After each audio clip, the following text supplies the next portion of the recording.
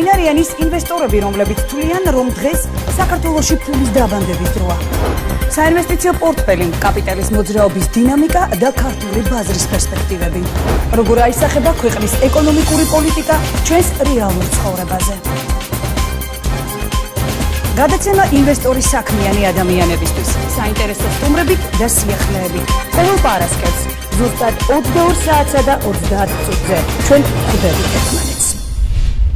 15,000 დაზარალებული მომხმარებელი და 130 დაუმთავრებელი საცხოვრებელი სახლი თბილისში. ვინდა როდის დაასრულებს შეჩერებულ მშენებლობებს დედაქალაქში, დარჩება თუ არა თბილის დაუსრულებელი შენობების ქალაქის სტატუსი. მიზეზები, რამაც ჯერ დეველოპერების, შემდეგ კი ხალხი დააზარალა. ცოდვები, რომლებიც მენაშენეებს ეპატიათ. ვინ დაისაჯა შეუსრულებელი ვალდებულებების გამო და ვინ არა, რას ითხოვენ ხელისუფლებისგან დღეს დეველოპერები და რას კომერციული ბანკებისგან. სამშენებლო კომპანიები საფინანსო ინსტიტუტებს არაპროფილური ბიზნესების ფლობაში ადანაშაულებენ.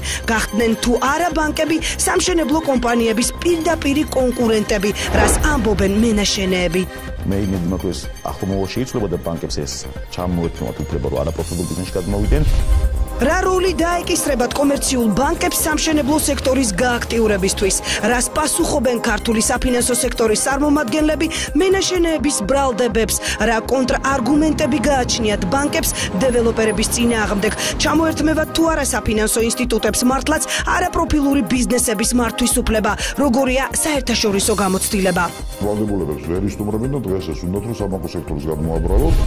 რა ცოდვები აქვთ მენაშენეებს და რა რისკების ქვეშ დგანან ბაზარზე ახალი მოთამაშეები? რა შეცდომების გამეორებას არ ურჩევენ ახალბედა დეველოპერებს მრავალწლიანი გამოცდილების მქონე სამშენებლო კომპანიები? რა იყო რეალურად სამშენებლო კრიზისის მიზეზები საქართველოში? მსოფლიო რეცესია, ომი თუ თავად მენაშენეთა დაუფიქრებელი ნაბიჯები? ცხადია, რომ ჩვენ ძალიან კარგად ვიაზრებთ თუ რამდენი პრობლემაა შეუქმნით ჩვენ მოსახლეობას. ბრუნდება თუ არა სამშენებლო ბუმი საქართველოში? ვისთვის შენდება დღეს ახალი საცხოვრებელი სახლები? უღირს თუ არა ინვესტორებს მშენებლობის სექტორში ფულის დაბანდება? რამდენად მომგებიანია და რისკიანი დღეს საქართველოს უძრავ ქონებაში ფულის ჩადება? როგორია მიწოდება და მოთხოვნა ახალ საცხოვრებელ სახლებზე? რამდენი პროცენტი და როდის გაძვირდება ბინები თბილისში? გააქტიურდა თუ არა მშენებლობის სექტორი მართლაც? არის თუ არა ეკონომიკური აქტივობის ერთ-ერთი მიზეზი სამშენებლო სექტორის გამოცოცხლება? რას ამბობს ფინანსთა მინისტრი? მშენებლობა ძალიან მნიშვნელოვანია, 53%-ით არის გაზრდილი. ამიტომ ვიწყებთ ახალ პროექტებს, რომ მოთხოვნა მზარდია. რას ფიქრობენ პროფესიონალები ეგრეთ წოდებული ხრუშოვკების ახალი საცხოვრებელი სახლებით ჩანაცვლებაზე? რა პერსპექტივები არსებობს სამშენებლო ბაზარზე? რა გათვლებს აკეთებენ ბიზნესმენები? რა პირობას აძლევენ ინვესტორებს ხელისუფლების პირველი პირები? როგორც საქართველოს მთავრობის მეთაურმა სიტყვა მოგცეთ, რომ საქართველოს თქვენს მიერ განხორციელებული ინვესტიციის თითოეული ცენტი იქნება დაცული. ახალი სამშენებლო კოდექსი, პარლამენტის სპეციალური კომისია და მენაშენეთა 48 გვერდიანი პროექტი. როგორი იქნება მენაშენეთათვის ბაზრის ახალი თამაშის წესები? რა რეგულაციებს დაექვემდებარებიან დეველოპერები? ნებართვების აღება, ხარისხის კონტროლი და სანქციები შეუსრულებელი ვალდებულებებისთვის. რას მოიცავს და გაამართლებს თუ არა ერთიანი ხედვა სამშენებლო სექტორის გამოცოცხლებისთვის? ნახეთ ინვესტორში პარასკევს ზუსტად 19 საათზე. მოგესალმებით, თქვენ უყურებთ გადაცემა ინვესტორს ლელა ციკლაურთან ერთად. გადაცემა საქმიანი ადამიანებისთვის და მათთვის, ვინც ორიენტირებულია წარმატებაზე. ნება მომეცით, როგორც საქართველოს მთავრობის მეთაურმა სიტყვა მოგცეთ, რომ თქვენს მიერ განხორციელებული ინვესტიციის თითოეული ცენტი იქნება დაცული და დაგიდასტუროთ ჩემი მზადყოფნა ვიყო ქვეყანაში სამართლიანი, გამჭვირვალე და უსაფრთხო საინვესტიციო გარემოს გარანტორი.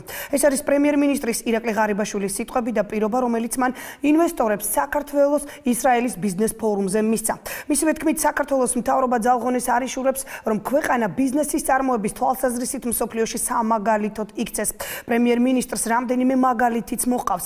მსოფლიო ბანკის კვლევებით ბიზნესის წარმოების სიმარტივის ინდექსის თანახმად საქართველოს რიგით მერვე ადგილზე გადმოინაცვლა და კიდევ ერთი საფეხურით გაიუმჯობესა მაჩვენებელი. გარდა ამისა, მსოფლიო ბანკის პროგნოზით საქართველოს ეკონომიკური ზრდა წელს მიაღწევს 6.3%-ს, ნაცვლად 5%-ისა, როგორც თავიდან იყო ნავარაუდევი. ამასთან პრემიერმა კიდევ ერთხელ გააკეთა აქცენტი საქართველოს ხელსაყრელ გარემოზე და განსაკუთრებულ გეოგრაფიულ მდებარეობაზე ბიზნესის წარმოებისთვის. საქართველოს ინვესტირები დაინტერესებულ პირებს სთავაზობს ასევე ბიზნეს შესაძლებლობების დიდ არჩევანს ქვეყნის ისეთ სწრაფ სფეროებში, სწრაფად მზარდ სფეროებში, როგორიცაა ჰიდროენერგეტიკა, ტურიზმი, მრეწველობა, რეგიონალური მომსახურება, ლოჯისტიკა და აგრობიზნესი. ჩვენს ქვეყანას გარდა იმისა, რომ აქვს ხელსაყრელი გარემო და უპირატესობები ბიზნესის წარმოებისთვის, აქვს აგრეთვე განსაკუთრებული გეოგრაფიული მდებარეობა. მიუხედავად იმისა, რომ საქართველოს მოსახლეობა სულ რაღაც 4.5 მილიონია და ეს შეიძლება ერთ შეხედვით არამომგებიან ბაზრად იქნას მიჩნეული, სულ სხვა სურათს დავინახავთ თუ საქართველოს შევხედავთ როგორც რეგიონალურ ცენტრს. ინვესტორებს საქართველოში ჩვენ შეგვიძლია შევთავაზოთ შესანიშნავი ადგილმდებარეობა და 900 მილიონიანი ბაზარი. ამის გარანტია შეღავათების ზოგადი სისტემა 8 ქვეყანასთან, ამერიკის შეერთებული შტატების ჩათვლით. ინვესტორებს ასევე ვთავაზობთ მყარ სუვერენულ ბალანსს, ლიბერალურ საგანძღადო სისტემას, რაც გულისხმობს დაბალი გადასახადების მხოლოდ 6 ფიქსირებულ ტიპს. კონსერვატიულ საბანკო სექტორს, განვითარებულ სატრანსპორტო ინფრასტრუქტურას, ვაჭრობის, ლოჯისტიკის და წარმოებისთვის. რაც მოიცავს მულტიმოდალურ, საზღვაო, სახმელეთო და საჰაერო კომუნიკაციას. პრემიერ-მინისტრმა რამდენიმე დღის წინ ინვესტიციების ზრდაზეც ისაუბრა. მართალია მცირედით, მაგრამ შარშანდელთან შედარებით შემოსული პირდაპირი უცხოური ინვესტიციების დინამიკა მზარდია. საქსტატის წინასწარი მონაცემებით 2013 წელს საქართველოში 914 მილიონი დოლარის პირდაპირი უცხოური ინვესტიცია განხორციელდა, რაც 2012 წლის ინვესტიციების დაზუსტებულ მოცულობაზე მხოლოდ 0.3%-ით მეტია. 2012 წელს საქართველოში 912 მილიონი დოლარის პირდაპირი უცხოური ინვესტიცია შემოვიდა. ბოლო 8 წელიწადში ინვესტიციების მაქსიმუმი 2 მილიარდ 15 მილიონი დოლარი იყო, ხოლო მინიმუმი 658 მილიონი დოლარი. ასევე მაქსიმალურია ინვესტიციების გადინების მაჩვენებელიც, რომელიც შარშან 908 მილიონი დოლარი იყო. უკვე ცნობილია 2014 წლის იანვრისთვის ეკონომიკური ზრდის წინასწარი მონაცემებიც და ის 7.8% შეადგენს. მას შორსა გასული წლის მონაცემები ციფრებში ბევრად ნაკლები 3.2% იყო. წინასწარი მონაცემებით ასევე 2014 წლის იანვრის თვეში დღეს გადამხდელ საწარმოთა ბრუნვა 15%-ით არის გაზრდილი, მაშინ როცა გასულ წელს ანალოგიური მაჩვენებელი მხოლოდ 3.3%-ით განისაზღვრა. ასე რომ ზრდა სახეზეა და ფინანსთა მინისტრი ეკონომიკური ვითარების გამოცოცხლების მიზეზებზეც ალაპარაკდა. ნოდარ ხადური ჩამონათვალში სოფლის მეურნეობის გაორმაგებულ აქტივობას, სატრანსპორტო გადაზიდვების მატებას და მშენებლობის 43%-ით გაზრდილ აქტივობაზე საუბრობს. სოფლის მეურნეობაში იანვარში არის 84%-იანი ზრდა, სოფლის მეურნეობაში და მასთან დაკავშირებულ კომპანიებში. მშენებლობა ძალიან მნიშვნელოვანია, 53%-ით არის გაზრდილი. იანვარში კომუნალური მომსახურება 30%-ით, სამთო-მოპოვებითი და დამამუშავებელი მრეწველობა არის 12%-ით.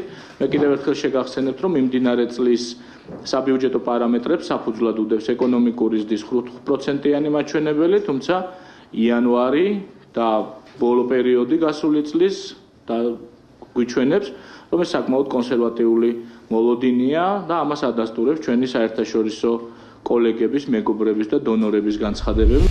თუ გადავხედავთ სტატისტიკის სამსახურის ოფიციალურ ვებგვერდზე გამოქვეყნებულ ციფრებს, პირდაპირ უცხოურ ინვესტიციებს ეკონომიკის სექტორების მიხედვით ვნახავთ, რომ მშენებლობა საქართველოში ინვესტიციების საერთო წილში საფინანსო სექტორის, ტრანსპორტისა და კავშირგაბმულობის და ენერგეტიკის შემდეგ 9% უჭირავს და სოფლის მეურნეობასაც კი უსწრებს. ინვესტორის დღევანდელ გადაცემაში სწორედ ბიზნესის ამ სეგმენტზე გვექნება საუბარი, რაც ნიშნავს ქართული ეკონომიკისთვის დეველოპერული ბიზნესის გააქტიურება, რამდენად ღირს ინვესტიციის დაბანდება დღეს სამშენებლო ბიზნესში, რა ხდება ქართულ დეველოპერულ ბაზარზე. რატომ მომრავლდა ქალაქის პერიპეტიებში ახალი სახლები აღდგა თუ არა ნდობა მომხმარებელსა და სამშენებლო კომპანიებს შორის, რატომ ითხოვენ მენაშენეები ბანკებისთვის არაპროფილური ბიზნესების ჩამორთმევას, რა რეგულაციებით მოუწევთ მენაშენეებს სარგებლობა და მოსწონთ თუ არა მათ ახალი თამაშის წესები. რა იყო თავის დროზე დეველოპერთა შეცდომები და იმეორებენ თუ არა ბაზრის ახალი მოთამაშეები დეველოპერთა ძველ ცოდვებს, რა ეშველება უბინაოდ დარჩენილ 15,000 ოჯახს, რომლებმაც იპოთეკარების ვალი ვერ გაისტუმრეს და რამდენად რეალურია მართლაც ეგრეთ წოდებული ხრუშოვკების თანამედროვე სახლებით ჩანაცვლების იდეა. ამ კითხვებს კომპანია არსის გენერალური დირექტორი თორნიკე აბულაძე პასუხობს. რამდენად ღირს უკვე დღეს საქართველოში მშენებლობაში დეველოპერულ ბიზნესში ფულის დაბანდება? ცხადია, მე მგონია, რომ ამ სფეროში ზოგადად ფულის დაბანდება ღირს, ეს არის პირველი პასუხი. მეორე ხრი ძალიან მნიშვნელოვანია ის, ლელა, რომ ვნახოთ ვინ არიან დღევანდელი მოთამაშეები. ეს ძალიან მნიშვნელოვანი საკითხია, იმიტომ რომ პრინციპში ისინი ვინც დღეს არიან ბაზარზე, მათი უმრავლესობა არის ახალი შემოსული ამ ბაზარზე და არსებობს, ანუ დღესაც ჩვენ ვუყურებთ ძალიან მკაფიოდ ჩანს ზუსტად იგივე შეცდომების გამეორების მომენტი და იგივე შეცდომების დაშვების ფაქტები, რაც დაუშვათ წინა მოთამაშეებმა დაუშვეს. ეს შეცდომები არ ჩანს ხოლმე კარგ დროს, მაგრამ თავს იჩენს კრიზისის მომენტში. რა შეცდომებზეა ლაპარაკი, თორნიკე უბრალოდ მაინც განუმარტოთ მაყურებელს, რა შეცდომები დაუშვა თავის დროზე დეველოპერებმა კომპანიებმა, არ შევეხები მსოფლიო ფინანსური კრიზისი ომი იყო და ასე შემდეგ და რა თქმა უნდა კრიზისი შეეხო ყველა კომპანიას, ყველა ბიზნესს საქართველოში, თუმცა დეველოპერებს განსაკუთრებით, იმიტომ რომ გარკვეული შეცდომები მაინც იყო დაშვებული. მაინც არა, შეცდომები იყო დაშვებული. ჩვენ მიგვაჩნია რომ არ ყოფილიყო არც ომი და არც მსოფლიო ფინანსური კრიზისი, დეველოპერულ სექტორში საქართველოში კრიზისი ნამდვილად მაინც იქნებოდა. მიუხედავად ამისა. რეალურად აღმოჩნდა ისე, რომ ომმა ძალიან ბევრი ცოდვა ჩამოწერა, ესე რომ ვთქვათ, ხო? ფაქტი ესეა. ეს გამომდინარეობდა ძალიან მარტივად პროფესიონალიზმის დეფიციტიდან, იმიტომ რომ კომპანიები, რომლებიც ასე ვთქვათ, მეღვინეები, ექიმები, უმრავლესობა სხვადასხვა პროფესიის ხალხი იყო ჩართული აქ, მაშინ როცა ეს იყო ძალიან მკაცრი, ძალიან მძიმე ბიზნესი. მეტიც 2007 წელს ჩვენ მქონდა ასეთი ინიციატივა, რომ ეს გამხდარიყო რეგულირებადი ბიზნესი, ანუ ეროვნულ ბანკს თავის თავზე აეღო, ასე ვთქვათ, ამისი რეგულირება ამ ბიზნესის, თუმცა მაშინ ამას ძალიან ბევრი მოწინააღმდეგე ყავდა, რომ ასე ვთქვათ, ეს რა ყოფილიყო რეგულირებადი ბიზნესი, მაშინ ის 15000 ოჯახი, რომელიც დღეს ჯერ კიდევ ველოდება ბინების დასრულებას და მიღებას და მათი გარკვეული ნაწილი რეალურად უიმედოდაც არის, ეს პრობლემა არ იქნებოდა. ეს რომ ყოფილიყო რეგულირებადი ბიზნესი. რა შეცდომები არ უნდა გაიმეორონ კომპანიებმა, რომლებმაც ახლა დაიწყეს ოპერირება საქართველოში? ეს არის, ასე ვთქვათ, მთელი ნუსხა ამ შეცდომების, რომელიც ასე ვთქვათ, რომელსაც დეველოპერები უშვებენ ხოლმე, ან ახალბედა დეველოპერები უშვებენ და მათ შორის ყველაზე მნიშვნელოვანი კითხვით ეს არის ის რომ ისევ იყიდება ჰაერი. ანუ დღეს მშენებელ ობებში ისევ იყიდება ჰაერი. მაშინ როცა ჩვენ ნახეთ რა მოხდა, როცა იყიდებოდა ჰაერი, ამ შემთხვევაში გულისხმობ, რომ ყველანაირი გარანტიის გარეშე, როცა ხდებოდა ბინების ყიდვა, მშენებარე ბინების ყიდვა და როცა ამას ყიდენ 200 ლარიანი კომპანიები, რა პრობლემები ასე ვთქვათ, წარმოიშვა და საბოლოო ჯამში ძალიან ბევრი ხალხი დარჩა გარეთ. წინა გამოსლებამ გვაჩვენა, ამასაც არ გვიჯერებდნენ თავის დროზე, ასე ვთქვათ, რომ ბევრი გაყიდვა არ არის კარგი ბიზნესი. 2018 წელს დასაწყისში დაახლოებით 30-35%-ით იზრდებოდა მასალის ღირებულება წელიწადში. მშენებლობას უნდა დაახლოებით 2 წელი. შესაბამისად, ფასები მშენებლობაზე გაიზარდა, თვითღირებულება გაიზარდა, ხოლო მას ქონდა დაფიქსირებული ფასები გასაკეთი. რა მოხდა? ის რო ელოდებოდა, რომ ექნებოდა ამდენი მოგება, რეალურად აღმოჩნდა ის, რომ ის წავიდა წაგებაში, სახლი ვერ დაამთავრა, გაიჭედა მოსახლეობასთან ამ ბანკთან და ასე შემდეგ. ან და წავიდა უკვე ჯაჭვური რეაქცია, ხო?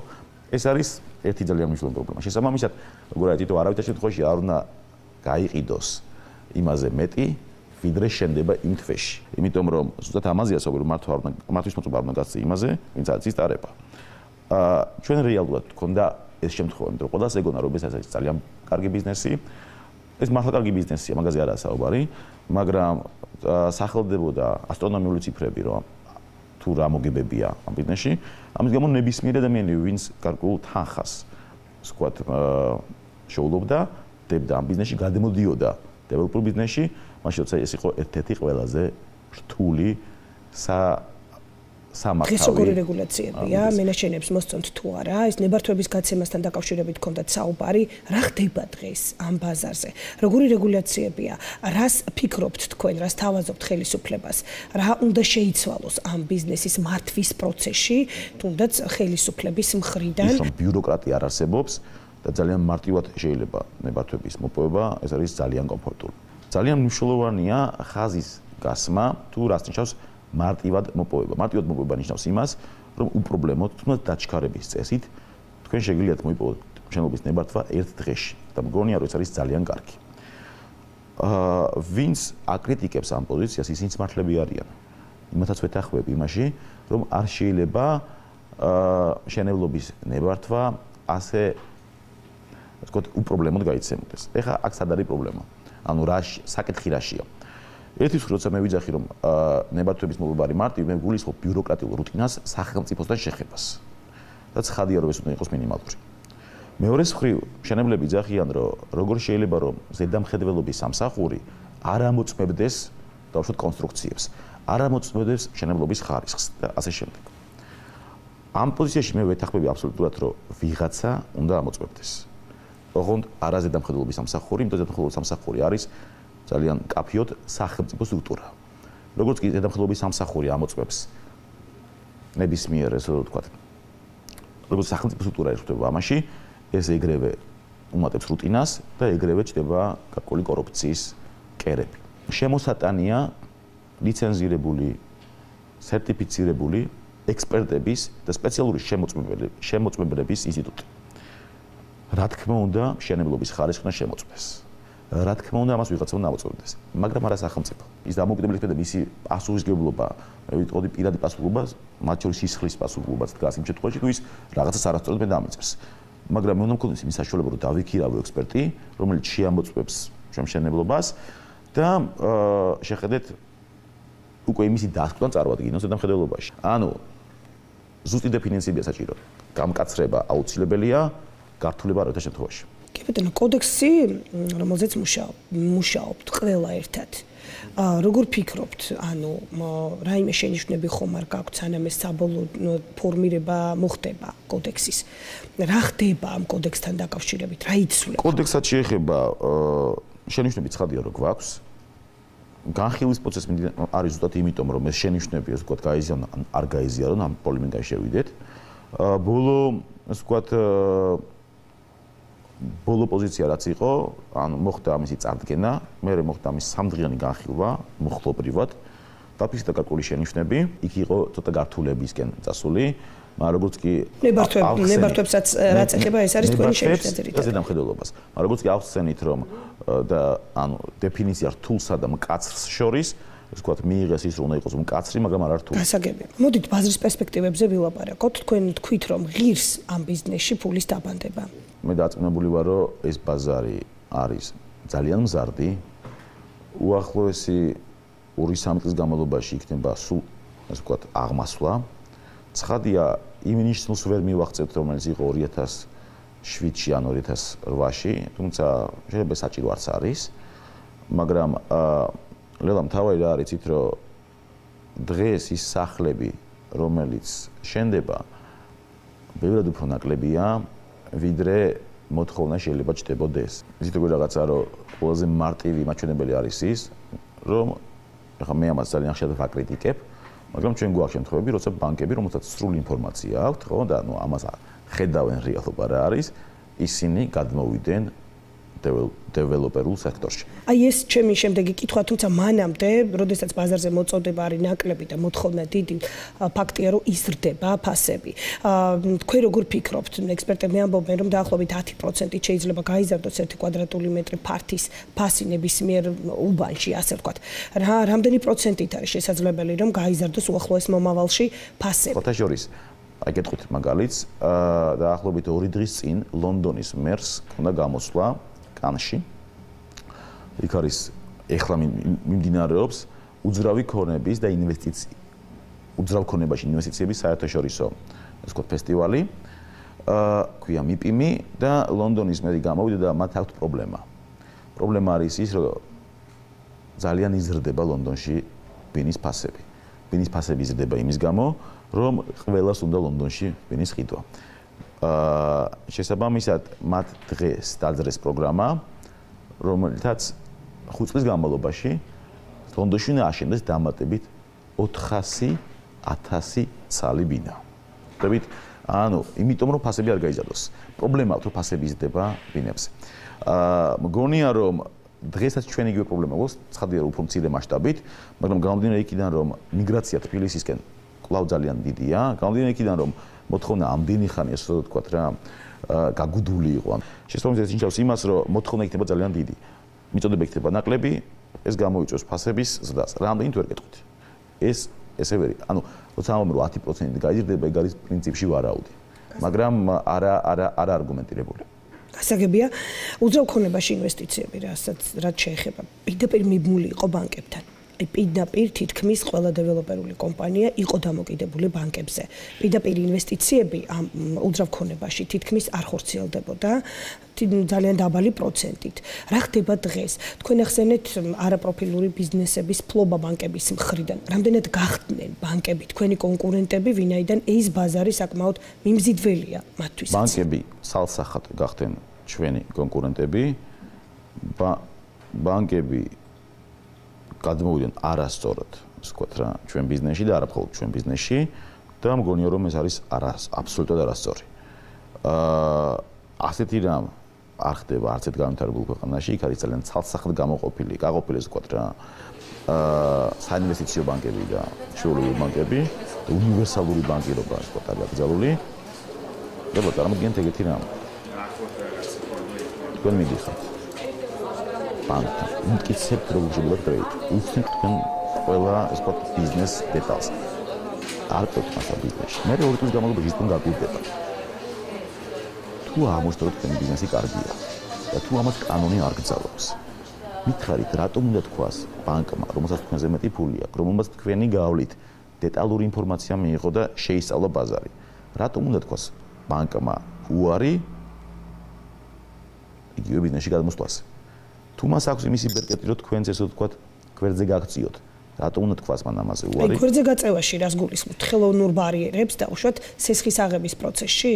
ანუ იბლოკებიან სამშენებლო კომპანიები გარკვეულწილად ბანკების მიერ, რომ სესხი არ გასცენ? ერთის მხრივ, მოდით ვნახოთ, რამდენმა კომპანიამ აიღო ბოლო პერიოდში დეველოპერულმა სესხი და მე ეჭვი მაქვს დაგისახელებენ ერთსანორს, რომელიც ყოველთვის სჭირდებათ იმისთვის, რომ გამოაჩინონ ხოლმე რო აგერ ამათთან და ნახეთ, ვთქვათ, მანამდე რამდენზე იყო გაცემული, ეხა რამდენზეა დათქმული, რომ 2-ზე მეტი არ იქნება და ამ ორსაც ესე ვთქვათ, ანუ ამ ფაქტებსაც ყოველთვის ძალიან ახმაურებენ ხოლმე, რომ აი, რა ვშვებით, აი, გავცემ ცხებზე, იმიტომ რომ ესე ვთქვათ, მათაც ისიან რომ გაკვალი პრობლემები მის გამო აქვს.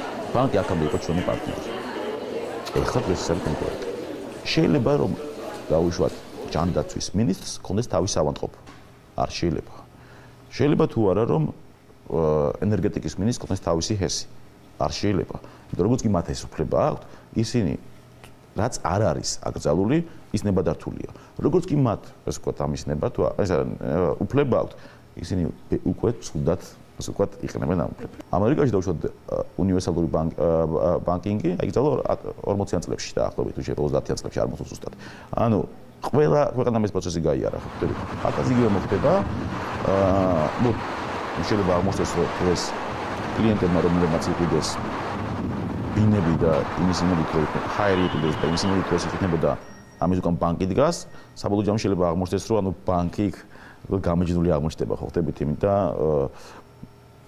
თუ დავუშვათ ამ კანონმა, ეს თქვათ მოუწევთ. ჩვენ დიდი იმედი გვაქვს, რომ ეს მოხდება მალე. კი ბატონო, მოდით სახელმწიფო სტიმულებზე ვისაუბროთ. იყო მერიის გარკვეულწილად პროექტებიც, ბანკებს უდგებოდნენ თავდებში, რომ სამშენებლო კომპანიებისთვის გაეცათ თანხები.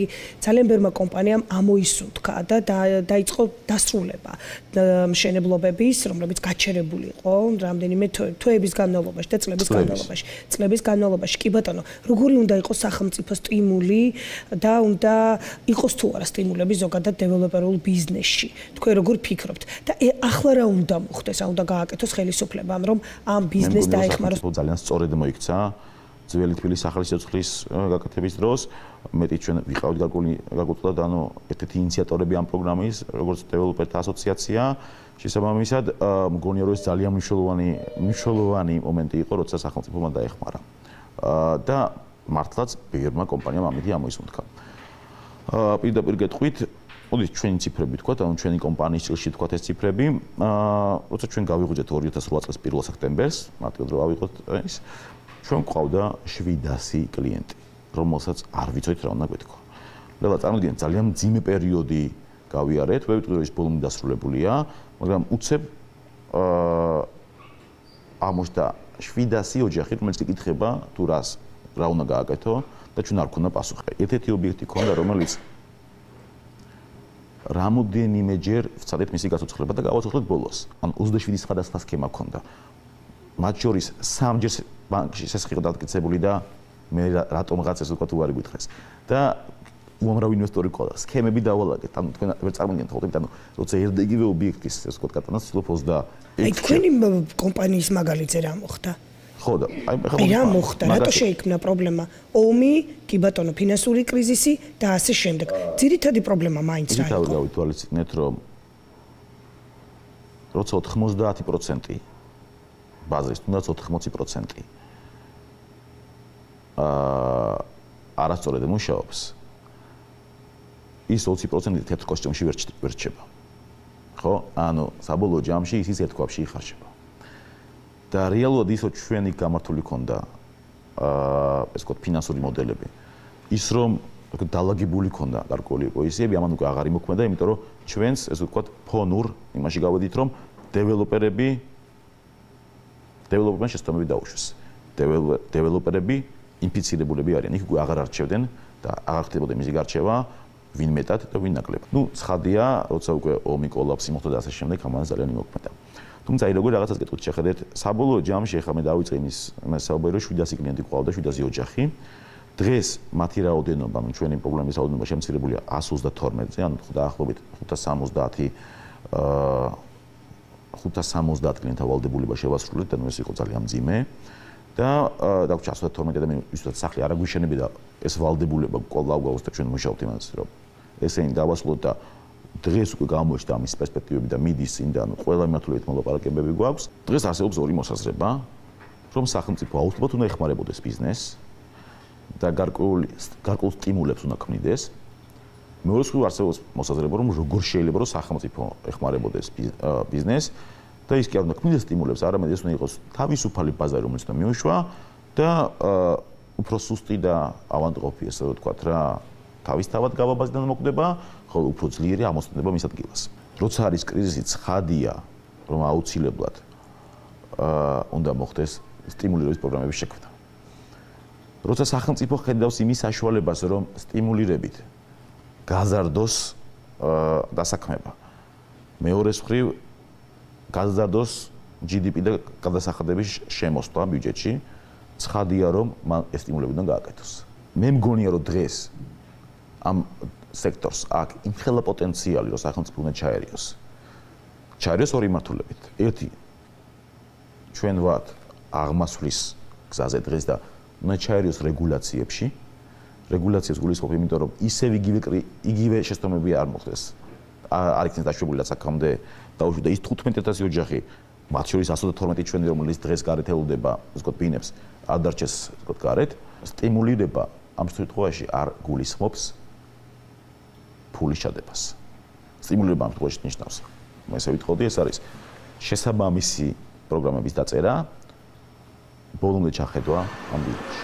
იცით თუ არა, რომ დღეს არარეზიდენტებს არ აძლევენ ცესხს. ანუ წარმოგიდგენთ ასეთი რამ, რელა თქვენ თუ დღეს ცხოვრობთ საქართველოში და აქ მუშაობთ, თქვენ ცესხს აიღებთ. თქვენ თუ დღეს ცხოვრობთ უცხოეთში და ბევრი გრუნტი შემოსავალი და თქვენ ცესხს საქართველოში არ აიღებთ. დღეს ნებისმიერ დეველოპერს რო კითხოთ, ალბათ მინიმუმ 10% არის ის მოსახლეობა, რომელიც საზღვარგარეთიდან კითხულობს ბინას და მათ არ აქვთ განვადების საშუალება. უცხოური ბანკი აქაურ ბინაზე ცესხს არ აძლევს, აქაური ბანკი ცესხს არ აძლევს, იმიტომ რომ ის აქ არ მუშაობს. შესაბამისად, უზარმაზარი პოტენციალი არსებობს გარედან. ერთის მხრივ თანხების შემოდინების და რომ ეს 1.2 მილიონი, რომელიც ძალიან ბევრი ისედაც კიდევ საკმაოდ მაგრა გაიზარდა ბიუჯეტში თანხა შემოვიდეს, თან საიდან შემოვიდეს გარედან. და მეორეს მხრივ რეალურად არსებობს უზარმაზარი მოთხოვნა კიდე და რომ უზარმაზარი მოთხოვნა, რომელიც მზად არის, რომ ეს ბინები იყიდოს. სახელმწიფოს მიერ ამისი, ასე ვთქვათ, სწორედ დარეგულირების შემთხვევაში, თუნდაც სქემების მოფიქრების, რომ როგორ შეიძლება გაუმარტივოს ბანკებს არარეზიდენტებზე თანხების გაცემა, ეს გამოიწვევს რას? უზარმაზარი გადასახადების შემოსვლას. ეს გამოიწვევს მშენებლობის ბუმის ზრდას. სამშენებლო ობიექტების ზრდას. ეს გამოიწვევს დასაქმების აწყებას. ოფიციალური, ასე ვთქვათ, ინიციატივა საკრებულოს მხრიდან, რომ შესაძლებელია ინვესტორები მოძებნონ და ეგრეთ წოდებული ხრუშოვკების ადგილას ახალი სახლები ააშენონ. თქვენ როგორ უყურებთ აი ამ შეთავაზებას და ახალ ინიციატივას? ხრუშოვკებს როგორც ეგეც, გარკვეული პრობლემა გააჩნიათ. მათ გააჩნდათ გარკვეული ხანდაზმულობის ვადა, რომელიც გასულია. ეს არ ნიშნავს, რომ ეს სახლები დღესვე დაინგრება, მაგრამ ისინი ზოგადად უკვე გარკვეული წითელი შუქი მათთან ანთებული აქვთ. ცხადია, რომ ხრუშოვკებთან დაკავშირებით რეაბილიტაციის სამუშაოები არის ჩასატარებელი. ჩვენ ამასთან დაკავშირებით ქონდა დაწერილი მთელი პროგრამა 2005 წელს და ძალიან კაფე უსულობით ამაზე გაგვემახვილებინა ყურადღება თუ რა მნიშვნელოვანია ხრუშოვკებზე ყურადღების მიქცევა. ინფორმაციისთვის დღეს თბილისში არსებობს 521 ცალი ხრუშოვკის ტიპის სახლი. და მგონია რომ პროგრამა 130 ასე ვთქვათ დაუსრულებელი შენობა ახსენეთ. რა ეშველება მათ და რა რეგულაციებზე გაქვთ ამ შემთხვევაში ჩვენ ძალიან ბევრი ვისაუბრეთ, თუმცა ანუ გამოსავალი მაინც ძალიან მოკლედ რომ ჩამოვაყალიბოთ. 130 დაუსრულებელ სახლსაც შეეხება 15000 ოჯახს, რომელიც დღეს არის გარეთ. რა ეშველება ამასთან დაკავშირებით ჩვენ გვაქვს დაწერილი სპეციალური რეაბილიტაციის პროგრამა, როგორც გითხარით 48 გვერდიანი, სადაც თავარი, ესე ვთქვათ, თავი დათმობილი აქვს იმას, თუ როგორ უნდა დავასრულოთ ეს კორპუსები, გამოვიყვანოთ მდგომარეობიდან და ეს მოსახლეობა, ესე ვთქვათ, ამ მოსახლეობამ მიიღოს თავისი ბინები. ამასთან დაკავშირებით ცოტა კრიტიკული ვიქნები, შეიქმნა პარლამენტში სპეციალური კომისია, რომელმაც დიდი ზარზენით ერთი შეხვედრა ჩაატარა, იმის შემდეგ არც დაურეკავთ, არც ყურბილს იღებენ, არც ასე ვთქვათ, გამოჩენილან. ანუ ეს არ ეხება ამ შემთხვევაში მთავრობას, რომელიც დაინტერესდა პროგრამით. თავარი რა არის ამ პროგრამაში? როცა გაქვთ ბატონები, და უშუალოდ წითელა თუ წითურა თუ რაც არის ხო და ასე შემდეგ ბატონების ტიპის ავადმყოფობა, იქ ესე ვთქვათ, თითო წერტილის მკურნალობით ვერაფერს ვერ გააკეთებთ. ანუ მკურნალობა უნდა იყოს სისტემური, უნდა გარკვეული პერიოდი უნდა იწვეთ და უნდა დაგინიშნონ, ასე ვთქვათ, გარკვეული წამოწმებლები, ანტიბიოტიკები და ასე შემდეგ. ყველა მოქმედება უნდა შესრულდეს იმისთვის, მათი 70% მაინც, რომ სიტუაცია გადაწყდეს. იმიტომ ვიძახი, რომ სახელმწიფო უნდა ჩაერთოს უფრო მეტად. და კიდევ ერთი ამ პროგრამაში ჩვენ არ ვითხოვთ ფინანსურ დახმარებას. პირიქით ვიძახით, რომ ჩვენ არ ვიძახით, რომ ფული უნდა დადოს სახელმწიფო, ჩვენ ვიძახით, რომ მოგვეცით შესაძლებლობა, რომ ფული გადავიხადოთ. გასაგები. ძალიან დიდი მადლობა. ჩვენ ამ თემებზე ალბათ კიდევ შევხვდებით ერთმანეთს. მადლობთ იმისთვის, რომ იყავით ჩვენი გადაცემის სტუმარი. ქვეყანაში წინა წლებში არსებული სამშენებლო ბუმი, მსოფლიო კრიზისმა და შემდეგ უკვე ომით გამოწვეულმა რეცესიამ შეცვალა. ეს პროცესები ყველაზე მძიმედ სწორედ დეველოპერულ ბიზნესზე აისახა. არის თუ არა ამაში თავად მეინაშენეების ბრალეულობა და თუ არის რატომ? გასული წლის 9 თვის მონაცემებით სამშენებლო სექტორის წილმამთლიან შიდა პროდუქტში 6.1% შეადგინა. გააქტიურდა თუ არა მართლაც სამშენებლო ბიზნესი ბოლო პერიოდში, რასელიან დეველოპერები ახალი ხელისუფლებისგან. ინვესტორის ობიექტივში რამდენიმე დეველოპერული კომპანია მოხვდა, საკუთარი აზრი ამ ბაზარზე შექმნილ სიტუაციასთან დაკავშირებით ექსპერტებმაც დააფიქსირეს. არ გადაართოთ, რეკლამის შემდეგ თქვენ ნახავთ, გაძვირდება თუ არა მართლაც უძრავი ქონება საქართველოში. ქვეყანაში წინა წლებში არსებული სამშენებლო ბუმი, მსოფლიო კრიზისმა და შემდეგ ომით გამოწვეულმა რეცესიამ შეცვალა. ეს პროცესები ყველაზე მძიმედ სწორედ დეველოპერულ ბიზნესზე აისახა. არის თუ არა ამაში თავად მეინაშენეების ბრალეულობა და თუ არის რატომ?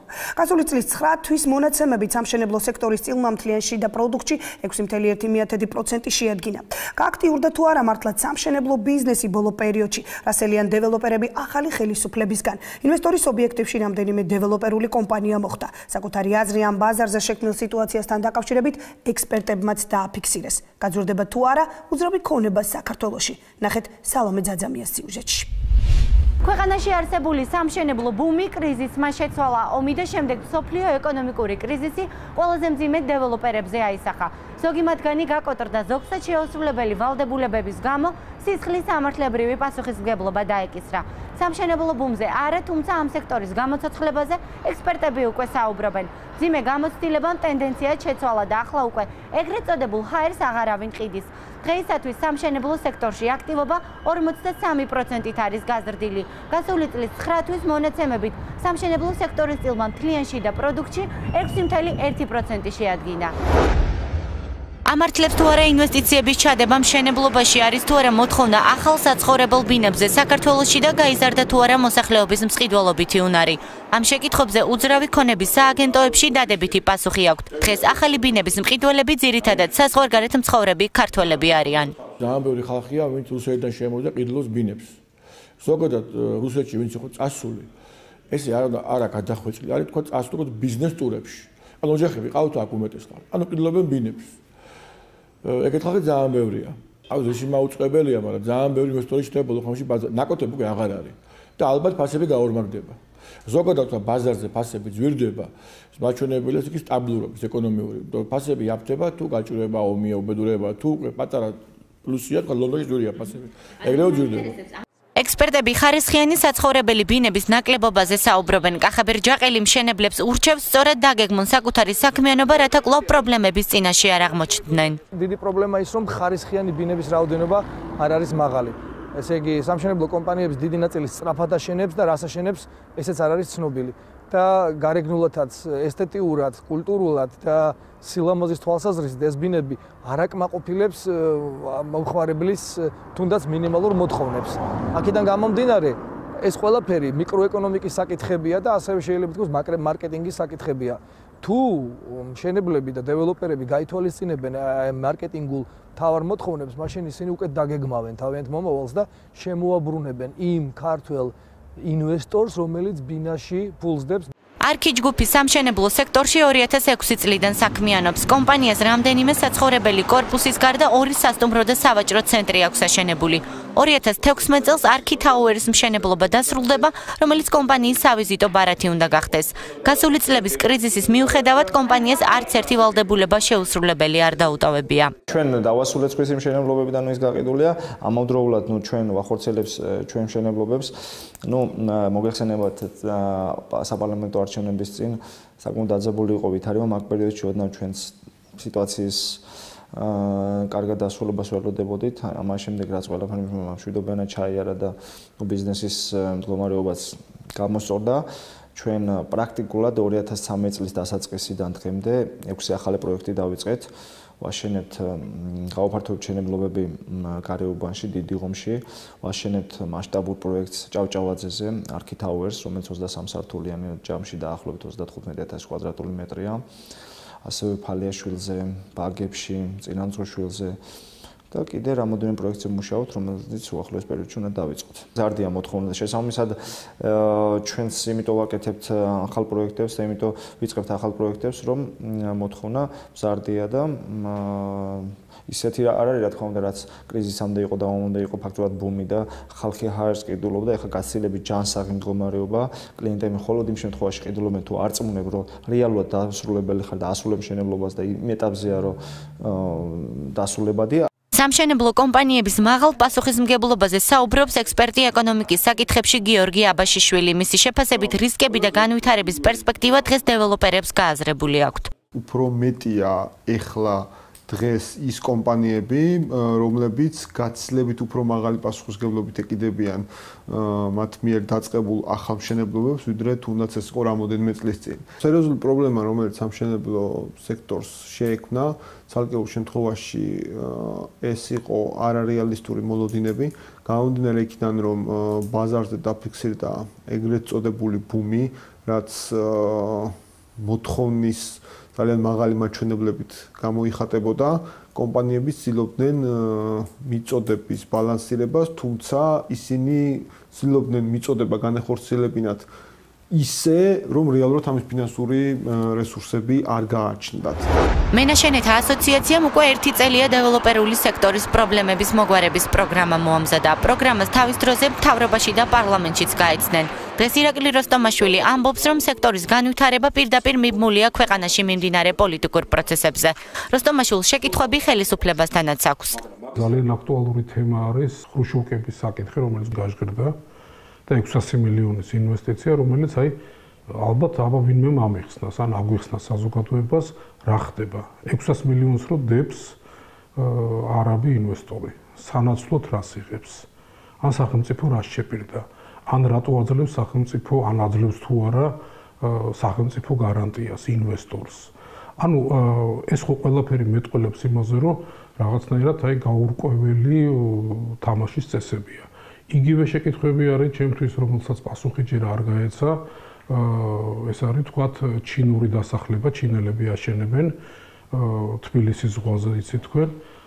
სახელმწიფო მათ გადასცა 500 ჰექტარი ტერიტორია 12000 ლარად, ну პრაქტიკულად სიმბოლურ ფასად 2008 და 2009 წლის წალთან შედარებით 2013 წელი უკეთესი იყო. მაგრამ მართალი გითხრათ, მე მოლოდინი ბევრად მეტი მქონდა. და სამშენებლო დეველოპერული სექტორი ცით არის ყველაზე ფრთხილი და ყველაზე ისეთი, რა ქვია, გრძნობიარე, სენსიტიური ბიზნესი, რომელიც პირდაპირ დამოკიდებული ადამიანის კეთილდღეობაზე და ადამიანის განწყობაზე, რომ აი მარტივად ვთქვათ, აი ამ ქვეყანაში რო ცხოვრება უნდა. ის მზად არის გადაიხადოს, ვთქვათ, ფული და შეიძინოს უძრავი ქონება. მიუხედავად ამ სექტორის გამოცოცხლებისა, კვლავ პრობლემად რჩება დაუმთავრებელი მშენებლობები. დარჩება თუ არა თბილისი დაუსრულებელი შენობების ქალაქად, ეს კითხვა კვლავ აქტუალური რჩება. რას აკეთებენ კომერციული ბანკები დღეს იმისთვის, რომ თბილის დაუსრულებელი შენობების სტატუსი მოეხსნას. დედაქალაქში ამ დროისთვის 130 დაუმთავრებელი საცხოვრებელი სახლია, შესაბამისად 1000-ობით ღია ცისქვეშ დარჩენილი მომხმარებელიც. მენაშენეები დღეს არსებულ კრიზისში ბანკებს ადანაშაულებენ, ბანკები კი თავის მხრივ მენაშენეთა დაუდევრობაზე საუბრობენ. გახდნენ თუ არა მართლაც ბანკები დეველოპერების პირდაპირი კონკურენტები დღეს სამშენებლო ბაზარზე. რა პასუხობენ საფინანსო ინსტიტუტები მენაშენეებს ბრალდებებს, ბანკების პოზიცია ინვესტორთან ბანკების ასოციაციის ხელმძღვანელმა ზურა ფასალიამ დააფიქსირა. ბატონ ზურა, ძალიან დიდ მადლობას მოგახსენებთ გადაცემაში მონაწილეობისთვის და ჩემი პირველი კითხვა. მენაშენეები გარკვეულწილად ბანკების მიმართ გამოხატავენ პრეტენზიებს არაპროფილური ბიზნესების ფლობასთან დაკავშირებით. მე მისმის, რომ თითო ბანკს საფინანსო ინსტიტუტს 20%-ზე მეტი არაპროფილური ბიზნესების ფლობა არ შეუძლია, მაგრამ აქ მხოლოდ მენაშენეები არ არიან. მართლაც არის დგას თუ არა ეს პრობლემა დღეს? გახდნენ თუ არა ბანკები დეველოპერების პირდაპირი კონკურენტები, როგორც თავად დეველოპერები ამბობენ. ვერანაირად ვერ გახდებოდნენ, დიდი მადლობა რომ მომიწვიეთ, ვერანაირად ვერ გახდებოდნენ ისინი და მე გეტყვით რატომ. ეს პრობლემა თავიდან წამოვიდა იქიდან, რომ მათ სერიოზული პრობლემები გააჩნიათ თავად თვითონ და ამ პრობლემების გადმობრალება უნდათ საბანკო სექტორისათვის. და აქ შედარებებს აკეთებენ, რომ ევროპის ქვეყნებში არ არის არაპროფილური აქტივები ბანკებისათვის და ჩვენთან რატომ არის ეს დაშვებული? მე მინდა გითხრათ, რომ იმ ქვეყნებში, სადაც არაპროფილური აქტივების ფლობის უფლება ბანკებს არ აქვთ და ბიზნესში თუნდაც იმ ლიმიტირებით შესვლა, როგორც არის საქართველოში და დაბალია ეს ლიმიტი ნამდვილად, იქ არის სამდონიანი საბანკო სისტემა. მინდა გითხრათ, ცენტრალური ბანკი, მერე არის პროფილური ბანკები, ეს არის შემნახველი ბანკი, იპოთეკური ბანკი, აგრობანკი და ასე შემდეგ საინვესტიციო ბანკი. და მერე მოდის ჩვეულებრივი ბანკები. ჩვენთან ორდონიანი საბანკო სისტემა არის ცენტრალური ბანკი და მერე მოდის უნივერსალური საბანკო დაწესებულებები. გამომდინარე აქედან, როდესაც დადგა ის პერიოდი, რომ აქტივობამ სერიოზულად დაიხლა ეკონომიკის და ის ზრდა აუცილებლად ხელშესაწყობი იყო, ბანკებს მიეცათ საშუალება იმისი, რომ ვინაიდან მათ უზრუნველყოფაში ჩადებული, თუნდაც უზრუნველყოფით აღებული და იძულებით მერე ჩატოვებული ბანკებში ჰქონდათ ის აქტივები, რომელიც არაპროფილურს წარმოადგენდა და ლიმიტები იქნა ბუნებრივია შემოღებული, იყო ლიმიტი, მერე ცოტათი ოდნავ გაზარდეს, მაგრამ დღეს არის ეს მათი ხელუხლებელი კაპიტალის 20%, ეს ერთ საბანკო დაწესებულებაზე ვიძახი, ხოლო მთლიანობაში თუ ავიღებთ მთელი საბანკო სექტორის აქტივებს, ეს სადღაც 4.5%-მდე არის დაახლოებით მათი არაპროფილური აქტივების წილი მთლიანად მთელი საბანკო სექტორის აქტივებში.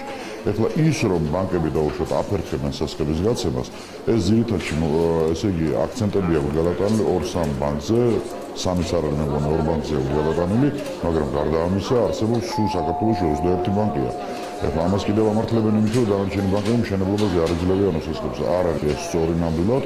და მე მინდა გითხრათ, რომ აი დამოუკიდებელი საქართველოს 24 წელიწადი მიდის და ჩვენმა საამშენებლო კომპანიებმა ვერანაირად ვერ მოახერხეს რამოდენიმე გამონაკლისის გარდა, რომ სერიოზული კაპიტალიზაცია მოეხდინათ თავიანთი ორგანიზაციების და გამომდინარე აქედან მერე საბანკო სექტორისათვის მიმართვა ბევრად უფრო ადვილი არის.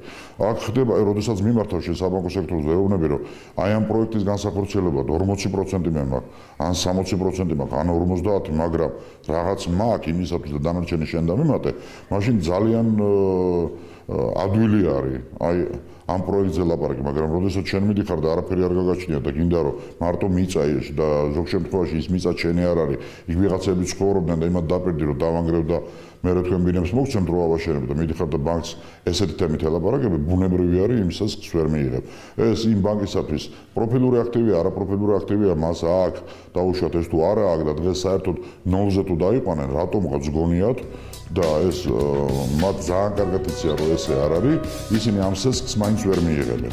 მათ აქვს სერიოზული პრობლემები, რომ ვალდებულებები აქვს აღებული და იმ ვალდებულებებს ვერ ისტუმრებენ და დღეს ეს უნდათ რომ საბანკო სექტორის გამოაბრალოთ. მე მინდა გითხრათ, რომ აქცენტებს აკეთებენ მაგალითად საქართველოს ბანკზე, თან მე ისიც მინდა გითხრათ, რომ იქ იმ კომპანიაზე სესქიც არ არის გაცემული. საქართველოს ბანკიდან მას ეს საქართველოს ბანკზე დავიწყეთ ლაპარაკი M კვადრატზეა აქცენტი. M კვადრატზეა აქცენტი გაკეთებული და აბა ნახეთ ან მათ ძალიან კარგად იციან რომ ეს ასე არის. საქართველოს ბანკიდან M კვადრატს ესეც არ აქვს აღებული. როგორ შეიძლება მაშინ მოერთეთი მოადგილე პირდაპირ საიტზე აქვს მითითებული რომ M კვადრატის დარგში არის გენერალური დირექტორი. შეიძლება და რა თქმა უნდა ბუნებრივია უნდა იყოს, იმიტომ რომ იმას ხომ მართვა ჭირდება. და მე მინდა გითხრათ ისიც რომ თუ დაუშვათ ეხლა ლაპარაკი არის იმაზე რომ არაპროფილური აქტივები ბანკებს უნდა აეგრძალო და დაუშვათ აეგრძალათ ეს რა მაშინ მშენებლები დღეს ვისაც პრეტენზიები აქვს ისინი სესხებს მიიღებენ იმის გამო რომ არასწორია ეს მიგომა. ხელოვნური დაბრკოლებებზია კიდევ ლაპარაკი. მე მას ვიცი რომ არანაირი ხელოვნური დაბრკოლება აქ არ შეიძლება იყოს, იმიტომ რომ ხო გეუბნებით გარდა ამისა არის 21 ბანკია საქართველოში. რატო სხვაგან ვერ იღებენ სესხს? და ამას ამართლებენ, იმიტომ რომ ისინი მშენებლობას არ აფინანსებენ, არასწორია. არ არის ეს ნამდვილად ეს ვითარებ. ამისი ანალიზი, სწორი ანალიზი ჯერჯერობით არავის არ გაუკეთებია და ამის ანალიზიც გაკეთდება. და დაიდება ის რომ საბანკო სექტორის მით უმეტეს ახლა როდესაც შემოდის კონკურენციის შესახებ და თავისუფალი ვაჭრობის შესახებ კანონი. ესე იგი ის ხომ მთლიანად გააკონტროლებს ამას უკვე სად რომელ დარგში და მით უმეტეს დეველოპერებში სად ნახეს რომ საბანკო სექტორმა აქ რაღაც მონოპოლიური მდგომარეობა დაიკავა, ნამდვილად არ არის ეს. აი სტატისტიკური მონაცემები თუ არსებობს დღეს საფინანსო ინსტიტუტებს, საქართველოში არსებულ საფინანსო ინსტიტუტებს, ბანკებს რამდენი სესხი აქვთ გაცემული, ან რამდენ დეველოპერულ კომპანიაზე აქვთ გაცემული სესხი? იცით ამისი სტატისტიკა არავის არ გაუკეთებია და არც იყო. მე ხო გითხარით ერთი ბანკის მაგალითზე მან დაიწყო გამოქვეყნება თუ რამდენ საამშენებლო კომპანიას რამდენი პროექტი დაუფინანსა და ეს დაფინანსება დღესაც გრძელდება. როდესაც ის 15-ს და მე მეანება ამის გამოქვეყნება, იმიტომ რომ მაშინაც ზუსტად ეს პრეტენზიები მოდიოდა რომ თქვენ სხვებს არ აძლევთ სესხს. არ არის ეს ნამდვილად ესე. ეხლა ის ვინც ნორმალურად თანამშრომლობს ბანკთან, მეგონები კაპიტალიზაცია აქვს ძალიან დაბალი ჩვენს საამშენებლო კომპანიებს. ის ვინც კარგად თანამშრომლობს საბანკო სექტორთან, ის არ გამოდის და არ იძახის რომ მე კმაყოფილი ვარ. გამოდიან მარტო ისინი, რომლებსაც პრეტენზიები აქვთ, ბუნებრივია და ეს ჩანს თითქოს ისე, მათ ისედაც არ ეკუთვნოდათ ეს სესხი და იმიტომ ვერ მიიღეს. დღეს იმდენად ჭარბი ლიკვიდურობაა საბანკო სექტორში, აი ზუსტად იგივე საქართველოს ბანკი მინდა გითხრათ, მილიარდი აქვს დაახლოებით თავისუფალი სახსრების სესხების გასაცემად. იმდენად ჭარბი ლიკვიდურობა არის დღეს, რომ კარგ პროექტს ისინი ეძებენ ნამდვილად, ხელიდან არ გაუშვებენ კარგი პროექტი ჩავარდება, ამას მნიშვნელობა არ აქვს. საამშენებლო ბიზნესში იქნება თუ რომელიმე სხვა ბიზნესში. კი ბატონო, იპოთეკურ სესხებთან დაკავშირებით, აი თუნდაც თქვენ ახსენეთ, რომ ხო ჭარბი ლიკვიდურობა აქვთ. იპოთეკურ სესხებთან დაკავშირებით ძალიან ბევრია ესეთი სამშენებლო კომპანია, რომელიც მშენებლობის დასრულებისთანავე ითხოვს დაფაროს სესხი მომხმარებელმა. ესეთი ძალიან მცირეა იმ კომპანიათა რიცხვი, რომელიც ასე ვთქვათ ბანკთან აქვს გაფორმებული ხელშეკრულება და 15 წლიანი განვადების საშუალებასაც აძლევს დაუშვათ თავის მაცხოვრებლებს, რომლებიც ყიდულობენ ბინას ამა თუ იმ დეველოპერულ კომპანიის აშენებულ სახლში. რა ხდება დღევანდელ? აი როგორი სიტუაცია, რა პერსპექტივები არსებობს? გრძელვადიან სესხებზე არის აქ საუბარი, ხო? გრძელვადიანი სესხები რა თქმა უნდა გაიცემა, ძირითადად მეტი წილი გაიცემა და სასურველიცაა ეს ესე რომ იყოს რომ ლარებში უნდა გაიცეს სესხი, ვინაიდან შემოსავლები მათ ლარებში აქვთ და ზოგადად ეს ესე უნდა იყოს, მაგრამ ის რომ ბანკი იპოთეკურ სესხს არ გასცემს გრძელვადიანს სხვა საამშენებლო კომპანიის მიერ აშენებულ სახლებზე არც ეს არ არის ნამდვილად სწორი. მთავარი არის კლიენტი, ვინც უნდა აიღოს ეს სესხი, ის აკმაყოფილებს იმ პირობას რომ მან მიიღოს ეს სესხი და ჩანდეს შემოსავლის წყარო გარდა იმისა, რომ მარტო იპოთეკით დატვირთვა იმ ქონების, რომლის გადასახდელადაც მას ეს სესხი ჭირდება, ეს არ არის ამოსავალი წერტილი ბანკისთვის. აქ უნდა ჩანდეს დაფარვის წყარო, იმ დაფარვის წყაროებიდან რა არის, იქ არის ყველა კომუნალური გადასახადის შემდგომ, რამდენი თანხა უნდა დარჩეს, რომ ოჯახის შენობა შეძლოს მან, იმიტომ რომ რისკი იმისი, რომ თუ მთელი თავის შემოსავალი მან სესხის დაფარვას მოანდომა, ბუნებრივია ამას არც ერთი ოჯახი არ გააკეთებს, რომც გითხრავს რომ გავაკეთებო, იცი რომ ამას ვერ გააკეთებს, იმიტომ რომ მას ჭირდება ოჯახში შენახვა. აი ამ კრიტერიუმებს ვინც აკმაყოფილებს, როგორ შეიძლება მას სესხი არ მისცე, ჩემთვის ეს არის წარმოუდგენელი. და ის სტატისტიკაც კი, რომელსაც დღეს იძახიან, რომ სამაგო სექტორში იპოთეკარები არიან ძიმე მდგომარეობაში, ტყუილია, აი პირდაპირ შემიძლია განმაცხადო. იცით რა არის ამის სტატისტიკის ამოღება ძალზე დადვილი არის აღსრულების ბიუროდან. და ნახავთ თქვენ იქ რომ სამაგო სექტორის წილი არის მინიმუმი. გასაგებია ტენდენცია როგორ არის, როგორია ბატონო ზურა საპროცენტო განაკვეთებზე იპოთეკურ სესხებზე და გრძელვადი რაც შეიძლება გრძელვადიანი სესხი რომ აიღოს. აი სახელმწიფოს პროგრამა ეხლა რომ 200 მილიონი შედის ეს სერიოზული ხელშეწყობა არის სახელმწიფოს მხრიდან, ანუ ჯერ ყველაფერს თავი რომ დავანებოთ, ხა 200 მილიონი ეს დაუშვათ იმ ხელა თანხა არ არის რომ სამაგო სექტორში მნიშვნელოვანი არის. სახაზინო ვალდებულებების გაყიდვისაგან შესული, ეს იცით რომ ფინანსთა სამინისტროს ინიციატივით მოხდა და ძალზედ კარგი არის ეს უკვე გამოჩნდა სახელმწიფოს მიდგომა თუ როგორია, მისი მხრიდან წახალისება იმის რომ გრძელვადიანი სესხები გაიცეს და ეს განთავსება სამაგო სექტორისათვის სტიმული არის კიდევ იმისათვის დაბალპროცენტიანი იქნება, იმიტომ რომ ეს არის ძალზედ მნიშვნელოვანი არის, მაგრამ მე მინდა გითხრათ რომ საკმაოდ წილი უკავია გრძელვადიან სესხებს შეიძლება ეს არ არის და სასურველია რომ ბევრად უფრო მეტი უნდა იყოს და ნამდვილად ესე იქნება, მაგრამ იცით ჩვენი ქვეყანა როგორი რისკების მატარებელი იყო, როგორ ხდება განსაკუთრებით პოლიტიკური რისკების. ეხლა უკვე გამოჩნდა ის სტაბილური ვითარება, რომელიც სამაგო სექტორისათვის და ზოგადად ბიზნესისათვის სიგნალია, რომ რაღაც გრძელვადიანი დაბანდებები მოხდეს, არა მარტო სამაგო სექტორიდან გაცემული სესხების ხარჯზე, არამედ ინვესტიციების ასევე. რამდენად ეთანხმებით ფინანსთა მინისტრის განცხადებას იმასთან დაკავშირებით, რომ ეკონომიკური მაჩვენებლების ასე ვთქვათ, ზრდის ტემპი გარკვეულწილად მშენებლობის გააქტიურებამაც განაპირობა 53%-ზე იყო ლაპარაკი. რამდენად რეალურია ეს, იმიტომ რომ მართლაც პულსზე უდევს ბიზნესის პულსზე უდევს ხელი ბანკებს და ყველაზე კარგად აქედან უფრო ჩანს. მოდით აი ესე ვთქვათ, მშენებლობის გააქტიურება თუ მას გაყიდვები არ მოყვება, ბუნებრივი არის, აზრი არა აქვს, ხო? ააშენებ და მე ესე იგი იქით ამ ხარეც გააქტიურებულია, ანუ მყიდველებსაც გაუჩნდათ ის თანხები რომ და მოთხოვნილება არის. აი ამ წუთაზე რაზეა ლაპარაკი ბატონ ზურა, იმიტომ რომ მინაშენები ძალიან სერიოზულ პრეტენზიებს გამოხატავენ არაპროფილურ ბიზნესების ფლობასთან დაკავშირებით. რა ხდება დღეს პარლამენტშიც არის სპეციალური კომისია შექმნილი, ისედაც კოდექსზე მუშაობს მთავრობა. მე დარწმუნებული ვარ, რომ პარლამენტის კომისია, როდესაც ამას შეისწავლის და ის შემადგენლობა, რომელიც ამ კომისიაში იქნება მაღალი კვალიფიკაციის და კომპეტენტური, როდესაც ამას შეისწავლის, დარწმუნდებიან იმაში, რომ არაპროფილური ბიზნესის ფლობა კონკრეტულად დეველოპერულ საქმიანობაში ბანკების მხრიდან ხელის შემშლელი ვერანაირად ვერ იქნება. არც ერთ კომპანიას მონოპოლია ბაზარზე არ უკავია, რომ და თუ მონოპოლია იქნება შემოდის ახლა კანონი, რომელიც ამას გააკონტროლებს, მაგრამ დამერწმუნოთ, რომ ეს ესე არ არის და ის პირიქით კონკურენციის გაზრდისკენ უბიძგებს თავად თვითონ მშენებლებს, მაგრამ ბოდიში ისეთი კომპანიები, რომლებსაც დაბალი კაპიტალიზაცია აქვს და იმ მოთხოვნებს ვერ აკმაყოფილებენ, ეს პროფილური ბიზნესი, არაპროფილური ბიზნესი იქნება თუ არ იქნება ბანკში, ისინი სესხს მაინც ვერ მიიღებენ. და ბანკებთან შესაბამისად ჩანსი არ გაჩნდათ. ძალიან დიდი მადლობა განმარტებებისთვის. ჩვენ კიდევ შევხვდებით ერთმანეთს. მადლობთ. ფაქტია, რომ დღეს სამშენებლო სექტორში ინვესტიციის დაბანდება მომგებიანია. რამდენიმე წლიანი პაუზის შემდეგ ბაზარზე ახალი ბინების დეფიციტიც კი გაჩნდა. მენაშენეებს გააქტიურებისკენ სწორედ ეს გარემოება უბიძგებს, მოთხოვნა მზარდია, მაგრამ დეველოპერებს ახალი კრიზისის თავიდან ასაცილებლად მენაშენეების ძველი შესთომების გათვალისწინება აუცილებლად მოუწევთ. მთავრობაში ამბობენ, რომ არსებულ პრობლემებს ახალი სამშენებლო კოდექსი დაარეგულირებს, რომელიც რისკებისგან მომხმარებელსაც დაიცავს. დაველოდოთ ახალი თამაშის წესები რამდენიმე თვეში გახდება ცნობილი. მე კი ამით გემშვიდობებით. ჩვენ ერთმანეთს ერთ კვირაში მომავალ პარასკევს ზუსტად 19 საათზე შევხვდებით. განმეორებით კი გადაცემის ნახვის შესაძლებლობა შაბათს 12 საათსა და 30 წუთზე გექნებათ. დროებით.